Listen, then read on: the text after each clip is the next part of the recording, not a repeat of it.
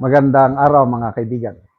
Bigyan natin ng reaction opinion ngayon ang pahayag ni ex-Senator Trillanes na tinawag niya ang mga DDS na isang kulto. Kaya lang, sinagot siya ng isang political analyst o kaya dating ex-vice governor dito sa Mindanao na hindi kami, mga DDS, hindi kami mga kulto. We are normal people na nagtitiwala lang kay BP Sara.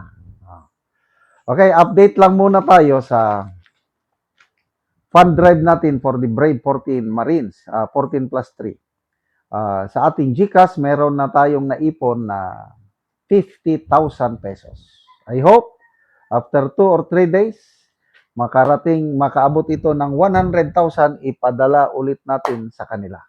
So, total na napadala na natin sa kanila is 630,000 pesos. Salamat po sa mga nagpapadala, maliit man o malaki. Okay?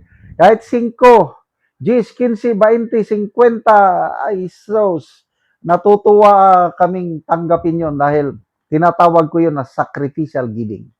Walang-wala, kailang out of love para sa bayan, nagbibigay pa rin kayo. Kaya, huwag kayong mag-alala sa amount, basta meron. Ito po yung GCash number natin, 0966-265-8480. Ivan Henry Sibog ang pangalan ng GCash. So ito, post ng Oli, TH News. Suporta ng mga DDS kay BP Sara dahil umano sa tiwala at hindi panatikong pagsunod. Ito ang tugon ni dating Misamis Occidental Vice Governor Philip Tan sa naging pahayag ni dating Senador Antonio Trillanes IV na inihalintulad ang Duterte diehard supporters sa isang kulto. Sa isang social media post, iginiit ni Tan na hindi maituturing na kulto ang mga DDS. Aniya, ang kanilang suporta kay Vice President Sara Duterte ay nakabatay sa tiwala sa kakayahan nitong mamuno at sa hangaring magkaroon ng maayos na pamumuhay. So ito yung payag mismo. DDS is not a cult. They are just normal people who want normal life and they just trust Sara for it. Stumpak. Ako, proud DDS ako. Hindi ko namalayan, hindi ko naman plinano na maging DDS. Okay, sa aking vlogging journey, sinuportahan ko ang unity team noong eleksyon 2022. Nung nanalo na sila, okay, suporta sa BBM Sara tandem. But later on, nung lumabas na yung mga kapalpakan ng Pangulong Marcos at nagsisimula ng mag-break, yung unity team, I had to choose. Kanino ako, Marcos o Duterte? Nakikita ko yung kapalpakan ng Marcos Jr. Bakit ko pa siya susuportahan? So I made the decision, ayoko na kay Marcos Jr. At mas ginusto kong suportahan si BP Sara kasi nga, nakikita ko yung kakaiba sa kanya. There is something in BP Sara that caught my heart. Yung, sabi ko nga sa inyo, na love at first sight ako sa kanyang leadership nung sinapak niya yung sheriff nung 2011 ba yun. Sabi ko, ito ang kailangan natin. Kung tawag namin yan, bastonero. May berada. Parang Tatay Digong din. Sabi ko, dito ako kay BP Sara. Since that time, wala na. Ang mga vlog ko, lahat, suporta sa mga Duterte kasi naniniwala ako sa Duterte brand of leadership. Yung iba sinasabi, bayaran daw kami. Bahala kayo. Yes. Ako, binabayaran ako ng YouTube.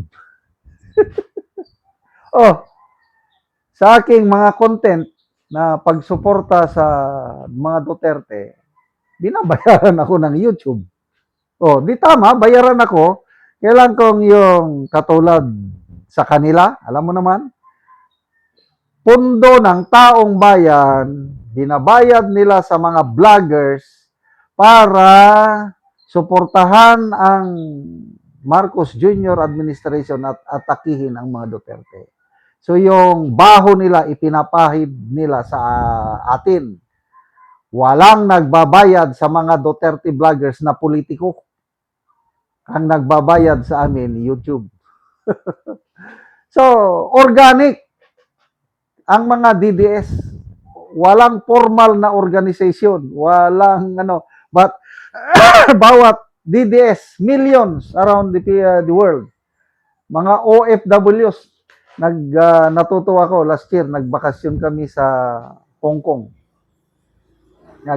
Doon kami nag-Christmas. Nung pauwi na kami, nakapila na kami sa may mga OFWs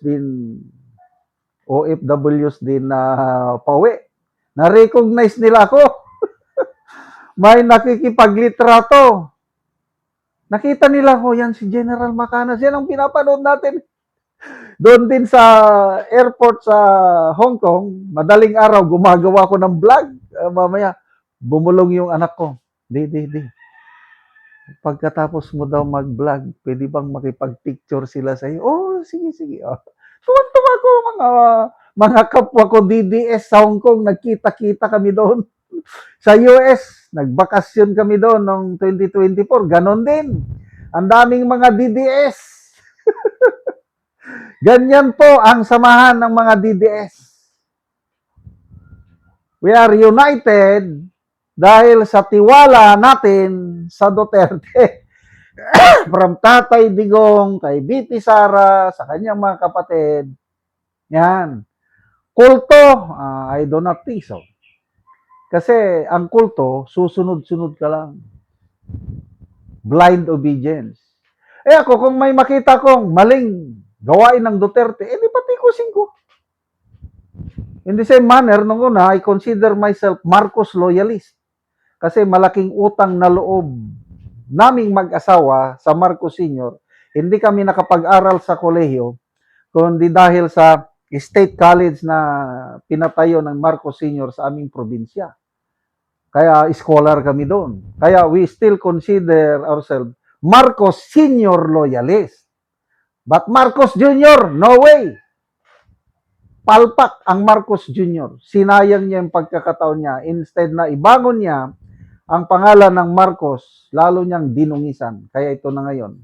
To me, never to Marcos again. Except, of course, Senator Aimee.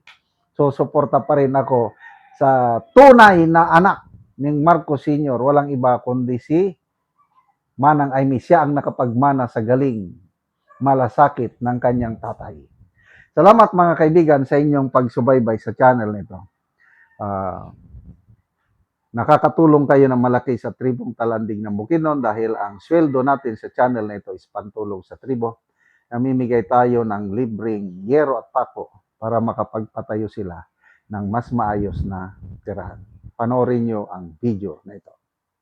Una ni ang ihatag namo nga yero o mga gamit sa panimalay sa among tabangan.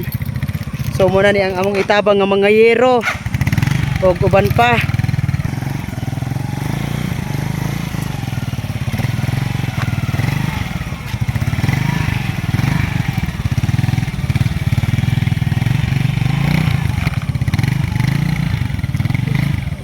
Karon abot magyod.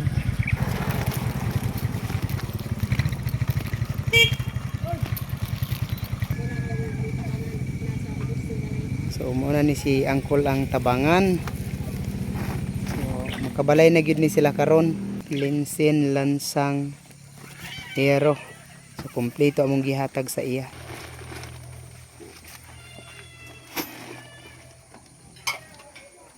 Baba na yan.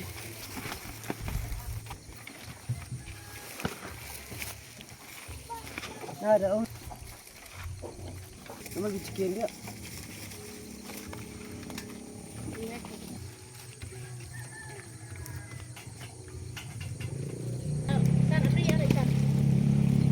So karon ihatod na gyud sa panimalay ni Angkol ug ni Ante ang among gitabang sa ilaha. makabalay na sila og do na pod may gihatag nga mga makatabang sa ilaha nga para sa ilang kahimtang. Payag. Balay na gyud mi kay naanay sin nga nakapit sa panalangin. Maini kay pagbuot ni sa ang tingaling nga maabot ang among pangandoy. Kinabuhi. Mm. Oo, so Kamo ang pangkamot wala di mahimo. sumuna ni ang itsura sa mao nga panimalay ilang angkol ug ante nga gitagaan sila og tabang tungod sa ilang kalisod. Nga silupin lang gyud in town. Among balay o payag biyay. Mo na among kahimtang. Muna ni ang ilang kahimtang ilang ante. Yung taon among atop Ilang kaldero isa ra ka buok. wala gyud.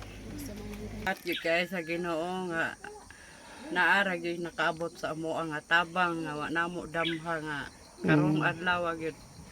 Naara gyud ay naluoy sa amo nga sa amo kahimtang ay amin sa adlaw do mangita taon ako.